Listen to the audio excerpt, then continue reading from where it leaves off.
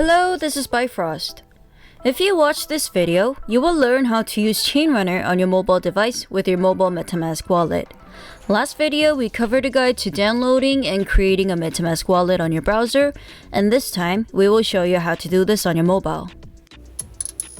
First, download MetaMask from Play Store or App Store. Launch app, click Get Started, create a new wallet, choose Data Settings, and set your password. On the next screen is your recovery phrase that you must copy and keep it somewhere safe. You must keep in mind that your recovery phrase is your master key.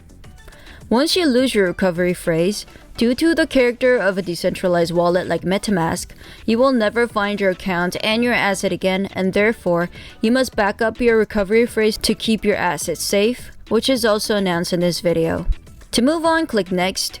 Copy and back up your secret recovery phrase and click Next. Click the phrases in order according to your copied phrase and click Confirm. And finally, a mobile MetaMask wallet is created. Now let's connect ChainRunner to MetaMask. Click on the menu bar on the top left-hand corner and go to Browser. Here, type in q.chainrunner.io and the browser shows up a mobile version of ChainRunner.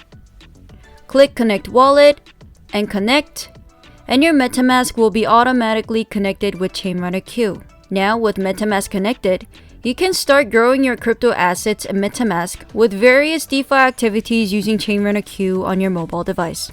With MetaMask Browser, you can also connect other DeFi protocols that support MetaMask just by typing in the URL of the platform like we did with ChainRunner.